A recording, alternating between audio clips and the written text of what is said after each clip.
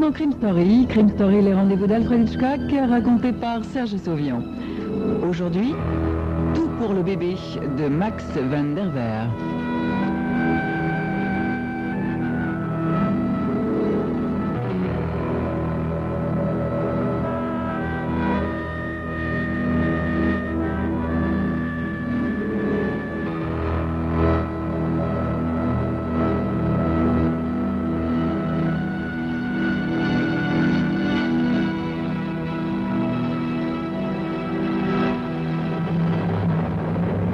J'ai un besoin désespéré d'argent.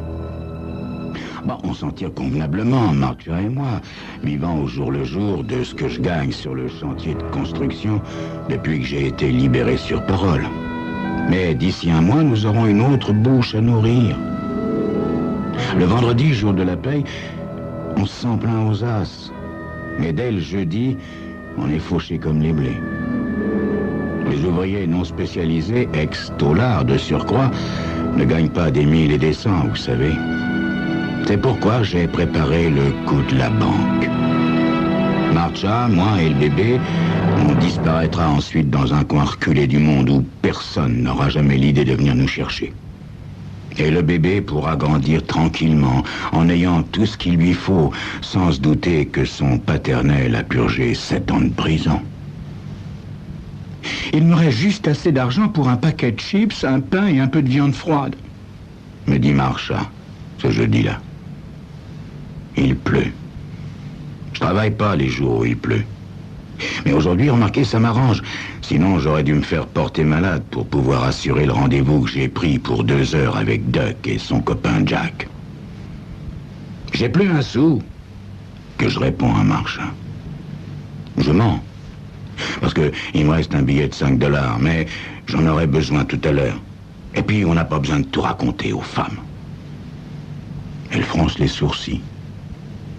Pourtant, Johnny, d'après mes calculs, il devrait nous rester encore 5 $ cette semaine. Eh ben, tu t'es trompé, ma chérie. Tant pis, je me contenterai d'un sandwich. On se rattrapera demain avec 2 steaks saignants. Allez, va vite faire les courses. Je commence à avoir faim. Elle proteste un peu pour le principe. Elle voudrait bien m'envoyer à sa place faire les courses, mais moi, c'est pas mon truc, les courses. Et puis, j'ai autre chose à faire pour l'instant. Je suis même pressé de l'avoir filée, alors je la pousse vers la porte. À peine 5 minutes après son départ, j'enfile mon impair et je descends à mon tour les marches à l'arrière de l'immeuble. Notre vieille bagnole tousse et crachote, mais consent à démarrer. Je la changerai bientôt pour une décapotable blanche. Ça, le problème, bien sûr, ce sera d'expliquer à Marcia comment j'ai pu me la payer. Elle ne manquera pas de s'étonner de notre soudaine richesse. Ça risque même de faire une sérieuse crise dans notre vie. Il y a maintenant 18 mois que je me tiens tranquille. C'était d'ailleurs la condition sine qua non pour qu'elle accepte d'habiter avec moi. Mais il faudra bien qu'elle comprenne, hein? Notre bébé a le droit d'être élevé comme il faut, lui aussi. Mais évidemment, j'avais promis de ne plus faire de bêtises. Mais la prochaine fois, je la tiendrai, ma promesse. C'est promis. Je retrouve Duck et son copain Jack au bar de la Grand Rue comme prévu. Nous avons, Duck et moi, partagé une cellule pendant 5 ans. Des 7 ans que j'ai passé en prison. Il a été relâché sur parole 3 mois avant moi et j'ai repris contact avec lui à peine 15 jours après ma sortie. Duck vit de petits cambriolages, style station-service, magasin de spiritueux, de temps en temps un supermarché.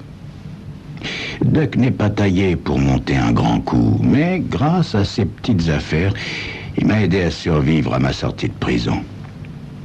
Libéré sur parole, je devais me tenir à carreau. Enfin, grâce à lui, j'ai pu mûrir le grand projet qui nous permettra de toucher le paquet et de vivre à l'aise jusqu'à la fin de nos jours. J'aurais plus vite fignolé mon chef-d'œuvre si j'avais pas entre-temps rencontré Marcia, mais maintenant je suis prêt. Je suis prêt, il n'y a plus qu'à agir. J'ai convoqué Duck avec son copain aujourd'hui pour peaufiner les détails. Ils sont assis l'un en face de l'autre dans ce bar crasseux, chacun devant une bière. Je m'installe avec eux et je commande une tournée en exhibant mon dernier billet de $5 réservé à cet effet. Dans les affaires, il faut savoir investir pour inspirer confiance. Le copain, Jack, hoche la tête et demeure silencieux. Il doit avoir dans les 25 ans. Il me paraît un peu modeste, mais tout de même propre et en bonne santé. J'aime bien la façon dont il m'évalue tandis que je l'inspecte. Ça m'apprend quelque chose sur lui. C'est pas un fonceur, mais un type qui fait attention, en tout cas, qui regarde où il met les pieds. Et je trouve ça rassurant. Je sais en outre qu'il n'a jamais été arrêté. J'espère qu'il sera capable de tenir Duck en laisse pour le coup de la banque. Alors, je déballe tout. J'explique le coup en long, en large et en travers. Non pas que mon plan soit tellement compliqué, mais ce sont les détails qui font la différence entre la prison et la belle vie. J'ai foncé une fois sans prendre le temps de polir les bords et j'ai chopé 7 ans. Quand je termine, je vois Duck qui est emballé, tandis que Jack hoche pensivement la tête. Je commande une nouvelle tournée et Jack me dit enfin « Ça me paraît au poil, bien que je sois pas très chaud à l'idée d'être le gardien des femmes à la maison.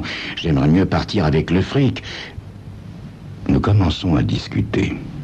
Heureusement, au bout d'un moment, Duck se lève pour aller jouer au flipper, ce qui me permet d'expliquer à Jack qu'il est le seul sur lequel je puisse compter, car Duck sera toujours tenté de faire passer le plaisir avant les affaires. Tu comprends, mon petit Jack, si on l'a pincé la dernière fois, c'est parce qu'il s'était arrêté pour violer une femme. Mais peut-être que tu le sais. Non, non, je savais pas, me répond Jack, qui continue à fumer paisiblement.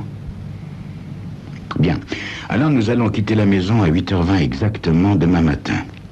Environ 40 minutes pour arriver en voiture à la banque, ce qui nous met à l'intérieur à 9h.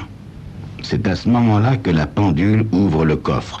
Nous serons sortis de la banque et sur la route à 9h20. Plus tôt, si possible. Toi, tu partiras au même moment et tu viendras nous rejoindre à l'usine d'épandage. C'est là que nous partagerons. Et ensuite, chacun pour soi. Régulier ? Régulier. J'en suis, me dit Jack.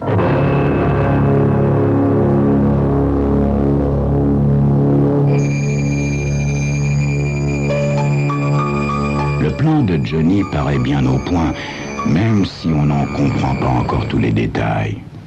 Mais réussira-t-il ? Vous le saurez dans quelques instants.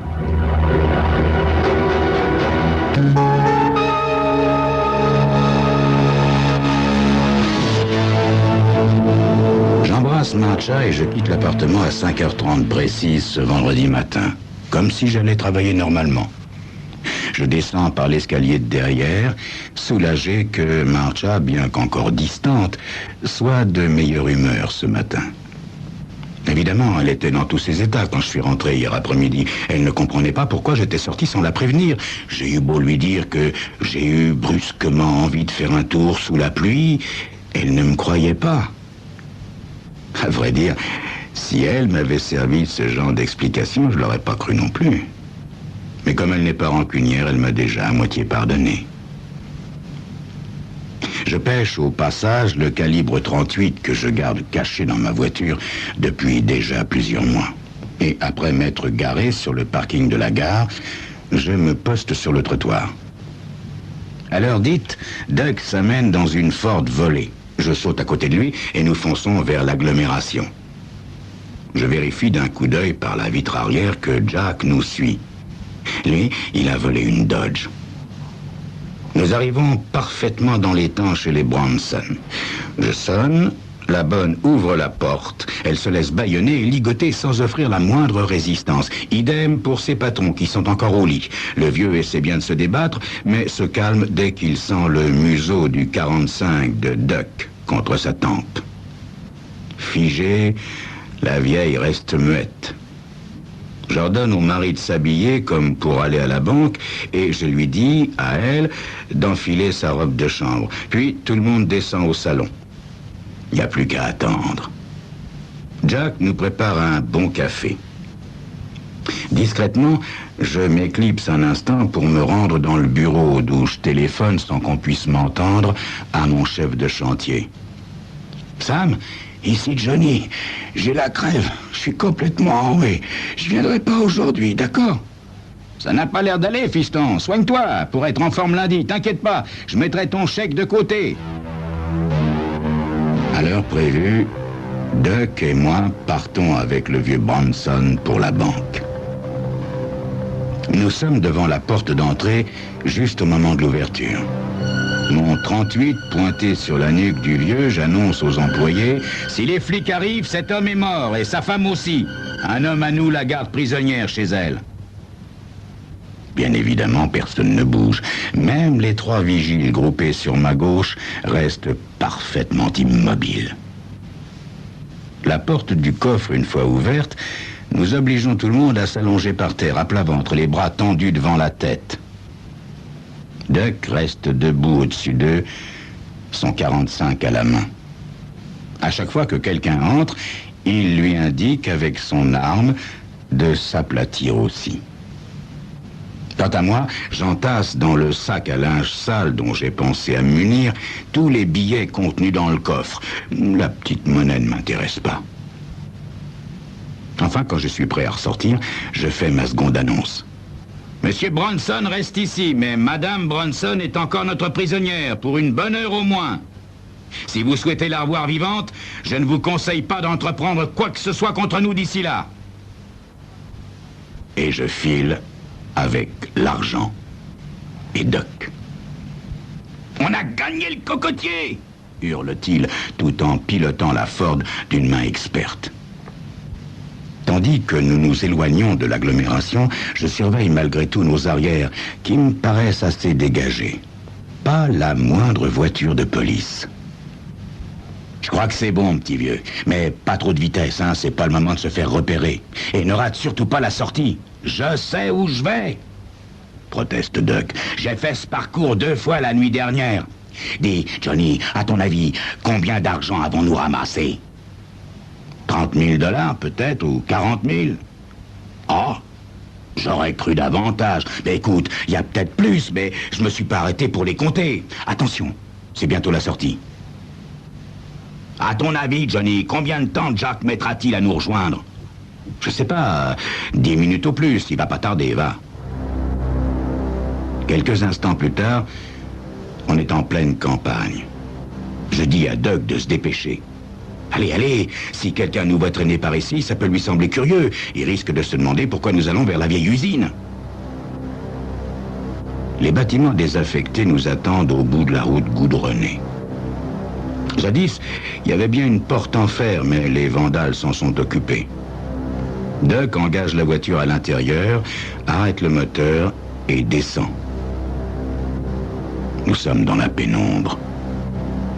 Je regarde les toiles d'araignée en reniflant l'odeur d'humidité. Un mouvement au coin de mon œil m'alerte. Duck a tiré le 45 de sa ceinture et pointe le canon vers moi. Je fais feu avec le 38 sans réfléchir. Duck pousse un hurlement et tombe en arrière, en me regardant comme s'il n'y croyait pas. Du sang s'étale sur sa poitrine. Je m'agenouille au-dessus de lui. Il est mort. Ce qui ne me trouble pas. J'avais moi-même prévu de le tuer pour filer seul avec l'argent avant l'arrivée de Jack. Sauf que j'envisageais de mener moi-même la danse. Mais qu'importe. Le résultat est acquis.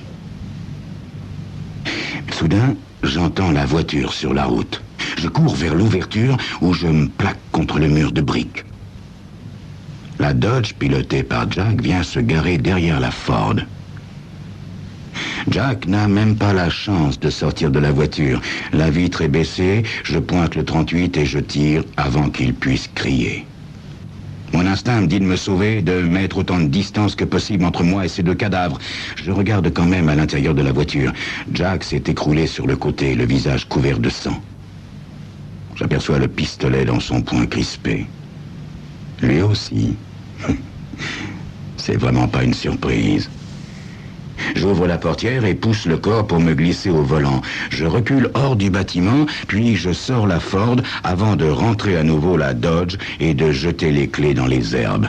Avec mon mouchoir, je frotte tous les endroits où je peux avoir laissé mes empreintes. Enfin, je monte dans la Dodge et je m'en vais.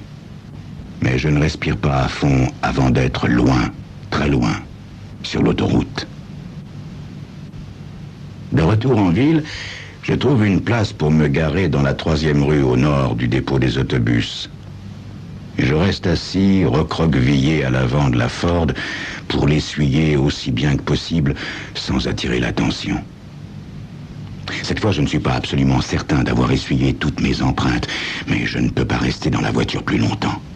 Je sors avec le linge sale rempli de billets et m'éloigne de la Ford d'un pas vif pour rejoindre ma propre voiture. Pendant un long moment, je roule sans but, essayant de mettre au point la suite des opérations.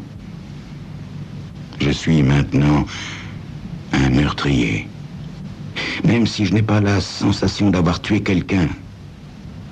Le pistolet, naturellement, peut faire le lien entre moi et les 2 cadavres, surtout si on le trouve en ma possession, et il faut donc que je m'en débarrasse. Soudain, l'idée jaillit. Au chantier, on est en train de construire une tour, 57 étages de bureaux en verre et en ciment.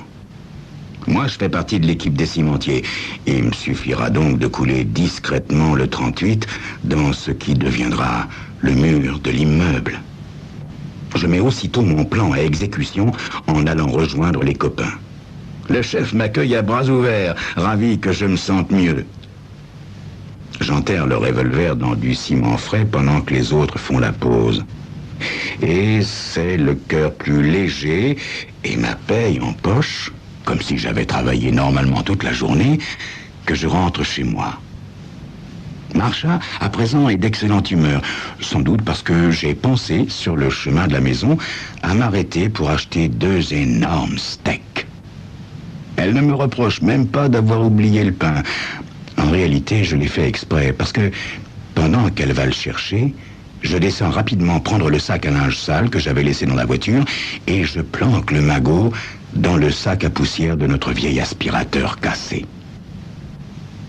Paisiblement installé dans notre unique fauteuil, je sirote notre dernière canette de bière quand Marsha revient. « Oh, que j'aime les vendredis !» s'exclame-t-elle, avec un rire léger, en découvrant ma paye sur la table. « Le meilleur jour de la semaine, pas vrai, poupée ?» Brusquement, j'ai une envie folle de tout lui raconter. Meurtre compris, et de la laisser digérer, mais je m'aperçois que je ne peux pas. Les mots se bloquent dans ma gorge. Laissons d'abord passer le week-end. J'ai sûrement eu raison, car je suis en pleine forme ce lundi matin quand je repars au boulot. Au point que Marsha me dit, en m'embrassant sur le seuil, « Merci pour ce merveilleux week-end, Johnny. » Étaient-ils différents les autres ? Toi, tu étais différent. Si détendu, si... Je ne sais pas. Alors, toute go, je lui annonce que je vais bientôt avoir une augmentation. Et tandis que je descends l'escalier, je ne pense à rien d'autre qu'à son visage ravi. Elle est si heureuse que je n'arrive même pas à avoir honte de lui avoir menti. D'ici à vendredi, je la mettrai au courant pour l'argent de la banque. Elle n'aura même pas le temps de me le reprocher. Nous serons déjà à Paris, à Rome, à Venise ou ailleurs. Les corps de Duck et Jack sont découverts dans la matinée. Un gars du chantier a entendu le flash d'information sur son transistor. Apparemment, la police ne fait pas de rapprochement entre les meurtres et le vol de la banque. Enfin, pas encore. Un violent orage nous chasse du chantier vers 2 heures. Je reviens lentement à la maison sous la pluie. Il faut que je parle à Marsha. Il faut que nous commencions à faire nos valises, à demander nos passeports, enfin, tout ce qui est nécessaire pour partir vivre en Europe. Je connais pas très bien la marche à suivre, mais je sais qu'il est temps de lever le camp. Marsha m'accueille gaiement. « J'espère que tu es toujours d'aussi bonne humeur. » me dit-elle. Parce que moi, aujourd'hui, je me suis drôlement lancé. Lancé? C'est-à-dire? Eh bien, tiens, par exemple, j'ai donné le vieil aspirateur à réparer. Je l'ai porté tout à l'heure et l'employé m'a dit qu'il s'y attaquait tout de suite. Il y a des jours comme ça où tout marche comme sur des roulettes, où tout s'enclenche bien. Tu ne trouves pas, Johnny? Pauvre Marchand. Ouais. Ce matin-là, tout s'enclenchait si bien qu'elle a répondu au premier coup de sonnette, ouvrant au policier. Tout s'enclenchait si bien que je n'ai même pas pu m'enfuir par derrière car l'immeuble était cerné. Pauvre Marchand. On n'est pas près de se revoir. J'en ai pris pour 30 ans. C'était Crime Story, les rendez-vous d'Alfred Hitchcock, racontés par Serge Sauvion. Aujourd'hui, tout pour le bébé de Max van der Werf.